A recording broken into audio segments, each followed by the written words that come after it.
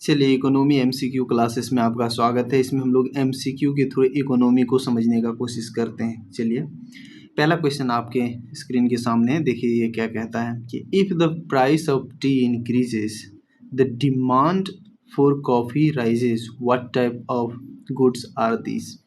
आपको बताना है यदि चाय की कीमतें बढ़ती है तो कॉफ़ी की मांग बढ़ जाती है। ये किस प्रकार की वस्तुएं हैं आपको बताना है। पहला देखिए, complementary goods, substitute goods, normal goods, गिवन गुड्स, ये सारे आपके विकल्प है और आपको सही विकल्प बताना है चुन के। पूरक वस्तुएं हैं, प्रतिस्थापन वस्तुएं हैं, समान वस्तुएं हैं, गिवन वस्तुएं हैं। ठीक है, तो आपको पता है कि ये किसका एग्जाम्पल है, ये सब्सटीट्यूट गुड का एग्जाम्पल है। ऑप्शन बी जो है इसका करेक्ट आंसर हो जाएगा, सब्सटीट्यूट गुड। और आपको पता है कि सब्सटीट्यूट गुड्स होता क्या है। सब्सटीट्यूट गुड्स कहने का ये मतलब है those that can be used in place for each other, a price rises in one leads to increase in demand for others. होता ये है कि देखिए, चाय है, कॉफ़ी है। अगर चाय की कीमतें बढ़ रही है, चाय की कीमतें बढ़ रही है तो आदमी तो अपना चॉइस शिफ्ट करेगा कि ठीक है भाई, चाय का अगर कीमत ज़्यादा हो रही है, ज़्यादा महंगा पड़ रहा है, तो चलो इसका अल्टरनेटिव हम लोग ढूंढ लेते हैं। अल्टरनेटिव में क्या, कॉफ़ी है। तो अगर चाय की प्राइसेस बढ़ती है तो कॉफ़ी का भी डिमांड बढ़ जाता है। इसको हम लोग क्या बोलते हैं, सब्सटीट्यूट गुड। यदि एक का प्राइसेस बढ़े दूसरी की मांग बढ़ जाती है। चलिए दूसरा क्वेश्चन देखते हैं क्या है। When the price of bread increases the demand for butter decreases. आपको ये कह रहा है कि ब्रेड की कीमत जब बढ़ती है तो मक्खन की मांग कम हो जाती है। ये वस्तुएं आपको बताना है। तो ये माफ कीजिएगा, ए देखिए, प्रतिस्थापन, पूरक, निम्न स्तरीय, वेवलेन, ये सारे हैं। Substitute good, complementary good, inferior goods और वेवलेन गुड, ये सारे आपके विकल्प है। जो इसका सही विकल्प है वो पूरक गुड्स हो जाएगा। देखिए इसमें क्या होता है, एक्सप्लेनेशन क्या कहता है। Complementary goods are use together if the price of one rises the demand for joint goods falls. ये क्या कहता है कि अगर दो गुड्स हैं, ठीक है, वो एक दूसरे के पूरक हैं। पूरक कहने का मतलब कि ब्रेड के साथ हम लोग बटर को यूज करते हैं, है ना। तो अगर एक का प्राइस अगर बढ़ा दो, ठीक है, एक का प्राइस बढ़ा दो तो डिमांड दूसरे का कम हो जाएगा। कारण ये है कि अब देखो, प्राइस बढ़ती है एक चीज़ की, आपको पता है किसी भी चीज़ों का दाम अगर बढ़ती है आमतौर से तो उसका जो डिमांड है वो घटता है। अगर एक इसका जो कॉम्प्लीमेंट्री गुड्स है जो एक दूसरे के साथ में यूज करा जाता है, ठीक है, जैसे चाय और चीनी का एग्जाम्पल ले लो। चाय कॉफ़ी का हम लोग ऊपर देखे, चाय चीनी का ले लो एग्जाम्पल। तो चाय की अगर कीमत बढ़ेगी तो चीनी का डिमांड कम होगा, क्योंकि लोग चाय ही खरीदना कम कर दें तो चीनी का ऑब्वियसली डिमांड कम होगा। ये है। चलिए अगला क्वेश्चन पे हम लोग चलते हैं। Demand for which good increases as the income of the consumer increases. बताना है आपको कि उपभोक्ता की आय बढ़ने पर किन वस्तुओं की मांग बढ़ जाती है। निम्न स्तरीय वस्तु की, समान वस्तु की, गिवन वस्तु की, इनमें से कोई नहीं। उपभोक्ता की आय बढ़ने पर किन वस्तुओं का मांग बढ़ जाती है। बढ़ने का क्या, इसका क्या सही विकल्प होगा, नॉर्मल गुड्स जो है, normal goods. For normal goods there is positive relationship between income and demand, है ना। अगर लोगों की इनकम बढ़ती है तो ये जो नॉर्मल गुड्स है इसका डिमांड इंक्रीज होगा। चलिए ऑप्शन बी करेक्ट आंसर होगा। As consumer become richer they consume less of this goods, what are they called. जैसे जैसे उपभोक्ताओं अमीर होते हैं वे इन वस्तुओं का सेवन कम कर देती है। उन्हें क्या कहा जाता है आपको बताना है ना। तो इसको वेवलेन गुड कहते हैं, लग्जरी गुड, इन्फीरियर गुड्स और सब्सटीट्यूट गुड। जो इसका सही उत्तर होगा उसको सी में इन्फीरियर गुड्स हम लोग बोलते हैं। इन्फीरियर गुड्स का क्या कहानी है गुड्स का, वो हम लोग देखते हैं। इन्फीरियर गुड्स में है कि अगर जो आदमी है, इंसान है, उनका अगर इनकम लेवल बढ़ती है ना, उसका अगर इनकम लेवल बढ़ा दो, ज़्यादा उसका इनकम हो रहा है, जो इन्फीरियर गुड्स है, मतलब ये को घटिया सामान है, उनका जो है कम हो जाता है कंजम्पशन। यहाँ आप एग्जांपल के तो inferior goods have negative income elasticity and low quality kerosene और कोर्स ग्रेन। ठीक है, तो ये कोर्स ग्रेन है और लो क्वालिटी केरोसिन जो है, इन सब चीज़ों को जैसे जैसे लोगों का इनकम में राइज होता है तो ये जो इन्फीरियर गुड्स है वो उसका कंजम्पशन कम कर देता है ना। निम्न स्तरीय वस्तु जो है, हिंदी में आप देखें तो निम्न स्तरीय वस्तुओं का कंजम्पशन वो कम कर देता है। चलिए अगला क्वेश्चन पे हम लोग चलते हैं। In which goods does the demand rise specifically when the price increases. आपको ये बताना है किन वस्तुओं की मांग विशेष रूप से तब बढ़ जाती है जब उनका कीमत बढ़ती है। आपको बताना है कि कोई वस्तु है, ठीक है, और वस्तु है कोई, उसका ये है एक्स और उसका जो रुपये में दाम है वो है 10 रुपया। ठीक है, अगर इस वस्तु का दाम अगर बढ़ा दो, मतलब ये x है, अब इसका 20 कर दो, तो इसका डिमांड जो है घटने की वजह से ये बढ़ने लग जाता है। इसका डिमांड क्या होता है, बढ़ने लग जाता है। तो इस टाइप के गुड्स को क्या हम लोग बोलते हैं, ये आपको बताना है। ठीक है, तो इस टाइप के गुड्स को नॉर्मल गुड्स बोलते हैं, गिवन गुड्स बोलते हैं, पब्लिक गुड्स बोलते हैं और कॉमन गुड्स बोलते हैं। जो सही इसका उत्तर हो जाएगा वो क्या हो जाएगा, गिवन गुड्स होता है। गिवन goods are rare type of inferior goods where the price increases leads to higher demand because can't afford the better alternative. ठीक है, जैसे कि हम लोगों ने देखा ये गिवन गुड्स का एग्जाम्पल है। देखो दो चीज़ें हैं जो डिमांड और सप्लाई का जो रूल को फॉलो नहीं करता है, वो है एक वेवलेन गुड्स और एक है गिवन गुड्स, है ना। तो ये दो डिमांड और सप्लाई का रूल को नहीं फॉलो करता है। तो इसमें होता क्या है कि थोड़ा ध्यान से समझना, जो गिवन गुड्स होता है ये काफ़ी कंफ्यूजिंग है, काफ़ी लोगों को समझ में नहीं आता है। इसमें परेशानी क्या है, देखो आप एग्जाम्पल के साथ देखो कि आलू है। आलू आपको पता है हर घर में, हर किचन में यूज होता है। ठीक है, गरीब इंसान है वो डेली आलू कंज्यूम करता है। आलू का प्राइस है 5 रुपया पर किलो, या ऐसे कुछ मान लो अपने तरफ से 5 रुपया पर किलो है। लेकिन जो हरी सब्जी है उसका कीमत है 20 रुपया। हरी सब्जी का जो वेजिटेबल है उसका 20 रुपया, 25 रुपया, 30 रुपया ऐसे पर केजी है।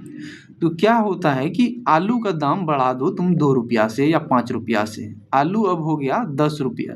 यहाँ पे एक सेकेंड, हाँ, आलू को अब तुम 10 रुपया किलो कर दो। ठीक है, और हरी सब्जी का दाम ये ऑलरेडी है ही। ठीक है, हरी सब्जी का 20 रुपया से यहीं 22 रुपया कर दो या 20 रुपया ही छोड़ दो। तो अब चीज़ों को तुम यहाँ पर समझो कि ये तो गरीब व्यक्ति था राम, उनके पास खाने को ज़्यादा पैसा नहीं था, तो वो क्या करता था कि ये 10 रुपया का 5 रुपया का आलू ले जाता था 2 किलो, मान लो 2 किलो आलू ले जाता था और ये 1 किलो ये सब्जी लेके जाता था, हरी सब्जी लेकर के जाता था और दोनों को मिला के खाता था। लेकिन अब क्या, दूसरे दिन जब ये गया दुकान वाले भैया के पास, तो ये इसको बोलता है कि देखो भैया रामू, आज से क्या हो गया कि आलू का दाम बढ़ चुका है, आज से 10 रुपया किलो हो जाएगा। अब रामू परेशानी में हो गया कि भैया अब हम करें तो करें क्या, पहले से ही 2 किलो इसके पास खरीदने का पैसा था और उस 2 किलो में 10 रुपया का ये थोड़ा बहुत पैसा बचा करके हरी सब्जी खरीदता था, क्योंकि हरी सब्जी महंगा है ना। तो अब जब 10 रुपया ये सामान हो गया तो अब तो 2 किलो आलू का इसको 20 रुपया लग जाएगा। जब ये 20 रुपया लग जाएगा तो ये हरी सब्जी खरीद नहीं पाएगा ना, हरी सब्जी कैसे खरीदेगा, क्योंकि 20 रुपया तो यही कंज्यूम कर ले रहा है। और बात रही हरी सब्जी का, हरी सब्जी तो ये पहले भी बहुत कम खरीद रहा था, अब खरीद ही नहीं पाएगा। कारण ये था कि हरी सब्जी तो इसके कंपैरिजन में अभी भी काफ़ी महंगा है ना। जो इसका अल्टरनेटिव है कि रामू का मन होगा कि चलो आज जो है मैं अपने घर में आलू का सब्जी नहीं बनाऊंगा, मैं आज भिंडी का बना लेता हूँ। जैसे ये भिंडी का दाम पूछता है, इसे बहुत ज़्यादा दिखता है कि भैया ये तो और ज़्यादा है, तो इससे क्या है, ये हार करके अंत में यही कहता है कि भैया ऐसा करो 3 किलो आलू ही दे दो, हम लोग किसी तरह से अपने बच्चे के साथ इसको खा लेंगे, है ना। तो ये होता है, इसमें क्या होता है कि जिस पर जो अगर दाम चीज़ों का बढ़ता है, लेकिन आप कुछ कर नहीं सकते। जो बाकी चीज़ें जो इसका अल्टरनेटिव पे जाओगे तो वो और भी ज़्यादा महंगा है, आपको अफोर्ड करने का कैपेसिटी बहुत कम है, तो दाम बढ़ने पर आपको वही सब्जी ज़्यादा खाना पड़ सकता है। तो एग्जाम्पल से हम लोग समझे, आई होप कि आपको समझ में आया होगा। तो इसको हम लोग गिव एंड गुड बोलते हैं। और वेवलेन गुड्स हम लोग देखेंगे, शायद अगला क्वेश्चन में होगा। तो वेवलेन गुड्स, इसको गिव एंड को हम लोग समझ लिए। देखिए, which goods are bought by people more because they are expensive and show status. आपको बताना है कि कौन सा गुड्स है जिसका दाम बढ़ने पर जो काफ़ी एक्सपेंसिव दिखता है, तो जो एक्सपेंसिव दिखता है उसका डिमांड बढ़ जाता है। तो inferior good, Veblen good, club goods, private good, ये इसका उत्तर हो जाएगा वेवलेन गुड्स। ठीक है, वेवलेन गुड्स हो जाएगा। चलिए वेवलेन गुड्स को समझते हैं। वेवलेन गुड्स होता है कि ये अमीर व्यक्तियों का है, अमीर व्यक्तियों का है। कहने का ये मतलब है कि इसका दाम बढ़ा दो, दाम बढ़ा दो, जितना दाम होगा लोगों को वो इतना अट्रैक्ट करेगा, क्योंकि इस एक तरह से समझो कि लग्जरी प्रोडक्ट है। देख सकते हैं कि ये लग्जरी आइटम्स है, और इसका जितना दाम बढ़ाओगे अमीर व्यक्ति जो है वो सोचेगा कि भैया इसका दाम ज़्यादा है, इसका मतलब ये प्रोडक्ट अच्छा है। कारण ये देखो कि रोल्स रॉय कार का एग्जाम्पल है। ये रोल्स रॉयस कार जो है वो सबके लिए अफोर्ड करना नामुमकिन सा है, और सबसे महंगा कार है दुनिया का। तो ये लोगों को सबसे ज़्यादा अट्रैक्ट करता है कि नहीं, रोल्स में बैठ के घूम रहा है, ये स्टेटस शो करता है, महंगाई को दिखाता है। तो ये इसका एग्जाम्पल हो गया वेवलेन गुड्स। ठीक है, चलिए अगला क्वेश्चन पे चलते। What is the term for quantity of commodity of a firm is willing and able to sell. किसी वस्तु की वह मात्रा जिस पे एक फार्म एक निश्चित कीमत पर बेचने के लिए तैयार और सक्षम है, क्या कहलाता है? मांग कहलाता है, आपूर्ति कहलाता है, स्टॉक कहलाता है, और संतुलन कहलाता है। आपको ये बताना है। इसका उत्तर क्या हो जाएगा? मांग, सप्लाई हो जाएगा, आपूर्ति हो जाएगा। ठीक है, आपूर्ति जो है इसका करेक्ट, किसी भी वस्तु का वो मात्रा जिस पर एक फर्म एक निश्चित कीमत पर बेचने के लिए तैयार और सक्षम है, तो इसको सप्लाई कहा जाता है। कि सप्लाई में ऐसा होता है कि आप ये डिसाइड करते हो, willing, a firm is willing and able to sell up at price, ये सप्लाई का नियम है। चलिए अगला क्वेश्चन पे हम लोग चलते हैं। अगला क्वेश्चन क्या कहता है? अगला क्वेश्चन यहाँ पर देखिए, according to the law of supply, if the price of a commodity increases the quantity of supplied. आपको बताना है कि आपूर्ति के नियम के अनुसार क्या कहता है, यदि किसी भी वस्तु की कीमत बढ़ती है तो आपूर्ति की गई मात्रा घटती है, बढ़ती है, remain same because zero become zero. तो ये जो है इंक्रीज बढ़ती है। चलो मैं इसको समझाता हूँ कि ये ऐसे कैसे होता है। Law of supply states that the other factors remaining the constant and supply increases with an increase in price। यदि प्राइस को बढ़ाओगे ना, तो प्राइस अगर किसी चीज़ की बढ़ती है तो उसका सप्लाई जो होता है उसमें भी बढ़ता है। ऐसा होता क्यों है? मान लो कि आपके पास एक कंपनी है, ठीक है, आप कंपनी के मालिक हो, है ना। तो आप क्या कर रहे हो, आपने देखा कि चलो आपका कंपनी कुछ प्रोडक्ट्स है, एक्स वाई, चप्पल जूता सब कुछ बनाता है ना। ये सब आपका कंपनी का निर्माण करने का काम है, ठीक है। और आप देखते हो कि सडनली, चलिए माफ़ कीजिएगा, मैंने बीच में ब्रेक ले लिया क्योंकि मुझे कॉल आ गया था। ठीक है, हम लोग समझ रहे थे ये प्राइस बढ़ने पर सप्लाई कैसे इंक्रीज होता है। तो इसमें हम लोगों ने देखा था कि ठीक है, आप कोई कंपनी अगर चला रहे हो और आप देखते हो जूता चप्पल आप बना रहे हो, और जो है ये देखते हो कि किसी वस्तु, मान लो कि अभी सडनली कोरोना में क्या हुआ कि मास्क जो है उसका डिमांड काफ़ी ज़्यादा बढ़ गया था। ठीक है, उसका मास्क का डिमांड बढ़ गया था, और जो है मास्क जो बनाने वाली कंपनी थी वो तो बहुत कम थे। सडनली किसी भी चीज़ का डिमांड बढ़ेगा, ऑब्वियसली उसका प्राइस भी बढ़ेगा। तो जो मास्क का प्राइसेस काफ़ी ज़्यादा हो गया था कोरोना के टाइम में। तो बहुत सारा कंपनी क्या की थी कि वो चीज़ों को बनाना शुरू कर दी थी, क्योंकि कंपनी तो ढूंढती है कि कहाँ मुझे फ़ायदा हो। अगर आप देखोगे कि आप किसी चीज़ का बिजनेस कर रहे हो और आप देखे हो कि किसी और चीज़ का प्राइसेस बढ़ रहा है, तो आप चाहोगे कि वो चीज़ का प्रोडक्शन क्या आ जाए, ताकि आप उस चीज़ों को प्रोड्यूस करो और ज़्यादा प्रॉफिट कमाओ। तो जब भी किसी भी चीज़ का प्राइस बढ़ती है तो कंपनियां उसको प्रोडक्शन करने के लिए काफ़ी ज़्यादा उत्सुक होती है। तो यही है, प्राइस अगर बढ़ती है तो सप्लाई उसका बढ़ जाता है। चलिए अगला क्वेश्चन हम लोग देखते हैं। Why do producer increases supply when price increases? कीमत बढ़ने पर उत्पादक आपूर्ति क्यों बढ़ाते हैं? उपभोक्ताओं की मदद करने के लिए, लाभ अधिकतम करने के लिए, और सरकारी आदेशों का स्टॉक।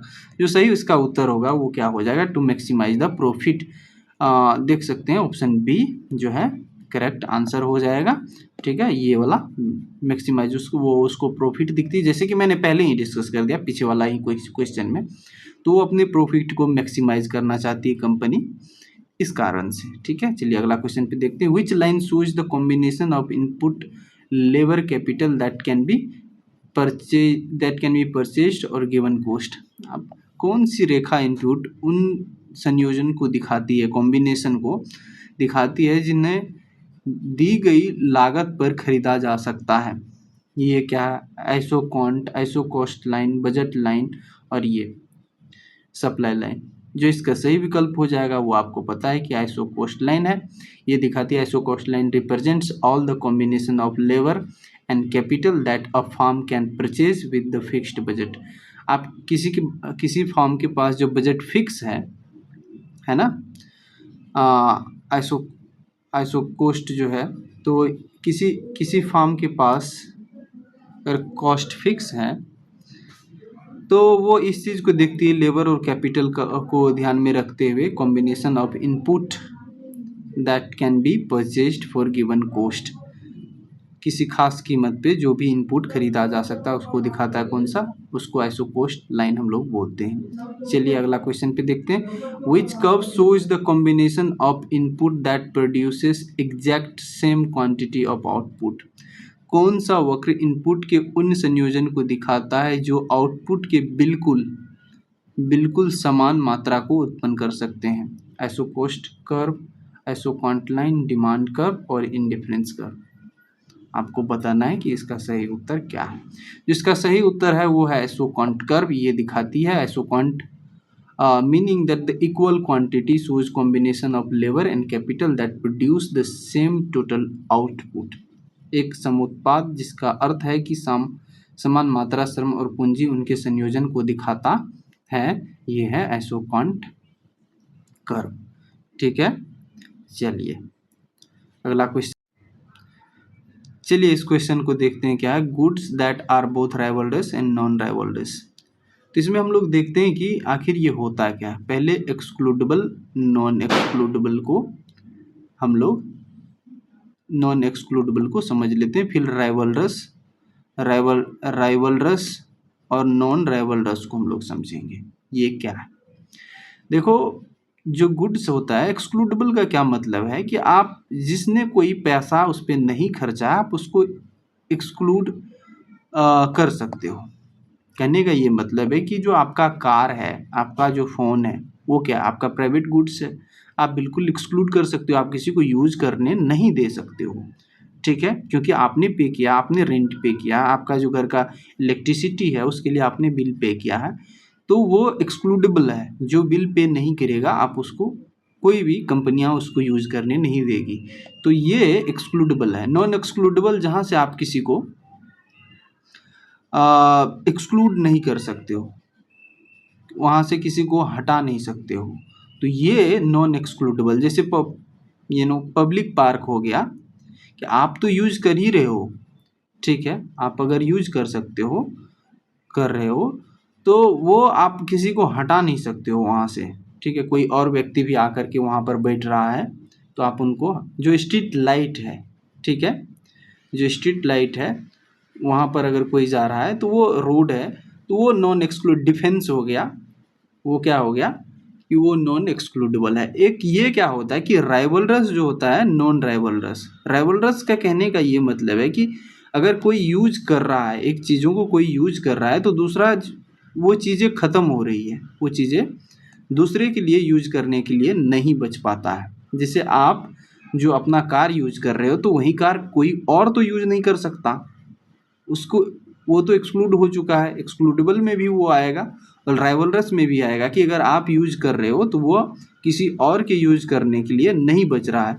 लेकिन यहाँ पर राइवलरस जो है, नॉन राइवलरस का क्या कहने का मतलब ये है कि अगर आप यूज भी कर रहे हो तो दूसरे के यूज करने के लिए भी अवेलेबल है। ऐसा नहीं कि आप यूज कर रहे हो तो वो ख़त्म कर दे रहे हो। यहाँ आप पब्लिक पार्क को देख सकते हो कि आप तो यूज कर ही रहे हो, लेकिन साथ में कोई और व्यक्ति भी जा रहा है, लेकिन आप उसको ख़त्म नहीं कर रहे हो। जो स्ट्रीट लाइट है जिसमें आप चल रहे हो, जो रोड है उसमें जो आप चल रहे हो, तो वो आपको उसको ख़त्म नहीं कर रहे हो। ठीक है, इसको जो है नॉन राइवलरस हम लोग बोलते हैं। तो अब देखो, the goods that both rivalries and non excludable, आपको ये बताना है कि वो गुड जो है राइवलरस भी है बोथ, और उसके बाद वो क्या है कि एक्सक्लूडेबल भी है, वहाँ से एक्सक्लूड भी करा जाता है, और ये राइवलरस भी है, दोनों है। तो ये क्या हो जाएगा, ऑब्वियसली ये प्राइवेट गुड्स होगा, आपका जो निजी वस्तु है ये आप यूज कर रहे हो तो वो ख़त्म भी हो रहा है।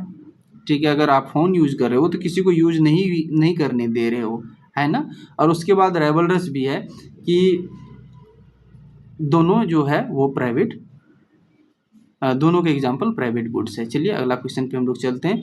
विच goods are non rivalrous and non excludable, आपको बताना है कि कौन सा गुड है जो non rivalrous and non excludable है। आपकी उसको उसमें से किसी को भगा भी नहीं सकते हो, और आपके यूज कर लेने से वो कम भी नहीं हो पा रहा है, कमी भी नहीं हो पा रहा। तो ऑब्वियसली ये जो है पब्लिक गुड जो है ये हो जाएगा सही उत्तर। देख सकते हैं आप, सार्वजनिक जो वस्तुएं हैं ये हो सकता है। The goods that are rivalrous but non excludable, rivalrous तो है, एक की यूज करने से वो दूसरा के लिए ख़त्म हो रहा है, लेकिन ये नॉन राइवलरस है, लेकिन आप उसमें से किसी को एक्सक्लूड नहीं कर सकते हो। माफ़ कीजिएगा, ये राइवलरस तो है कि अगर आप उस गुड्स को इस्तेमाल करोगे तो दूसरे के लिए वो ख़त्म तो होगा, वो ख़त्म होगा, वो यूज करने से ख़त्म होगा, लेकिन आप किसी को एक्सक्लूड नहीं कर सकते हो। जैसे एग्जांपल भी यहाँ पर दे रखा है, कोयला पेट्रोलियम का ऑफकोर्स अगर आप यूज कर रहे हो तो वो तो ख़त्म होगा, लेकिन ये नॉन एक्सक्लूडेबल भी है। लेकिन जब तक पैसा नहीं आप दोगे तो वो कोल आपको मिलेगा नहीं, आपको माइनिंग करने नहीं मिलेगा। तो ये जो कॉमन गुड्स है, देख सकते हैं कॉमन गुड्स है, ये इसका सही विकल्प हो जाएगा, सामान्य वस्तु। ठीक है, और भी कोई क्वेश्चन है? आई गेस खत्म हो चुका है। अच्छा है, which category exclude non rivalries but excludable goods, किस श्रेणी में वाईफाई या टोल सड़क जैसी गैस प्रतिस्पर्धी लेकिन अपवर्जनीय वस्तुएं शामिल हैं। Which category includes the non-rivalrous but excludable goods like Wi-Fi और टोल, है ना। तो ये आपको बताना है कि निजी गुड्स है, प्राइवेट गुड्स है, क्लब गुड्स है, फ्री गुड्स है। ये इसका सही उत्तर हो जाएगा क्लब गुड्स, कि आप पैसा दोगे तभी आप उसका यूज कर सकते हो, और वरना आपको वो निकाल सकता है। ठीक है, rivalries mean the context of economic, price is high, demand is low, use by one reduces by another, जो कि मैं आपको शुरू में ही बताया था। इसका उत्तर सी हो जाएगा कि एक के यूज करने से, राइवलरस का मतलब क्या है, एक के यूज करने से दूसरे के लिए उपयोग को कम करता है, इसी को हम लोग राइवलरस बोलते हैं। यूज बाय वन रिड्यूसेस, एक के द्वारा उपयोग दूसरे के द्वारा उपयोग को कम करता है, ये आपको ध्यान में रखना है। चलिए, हाँ, आज का सेशन कंप्लीट हो गया। अगर आप इस इनिशिएटिव को लाइक करते हैं तो ऑफ कोर्स आप वीडियो को लाइक करके आप यहाँ पर जुड़ सकते हैं, और I will be happy to bring such more content for you. ठीक है, बाय बाय, टेक केयर।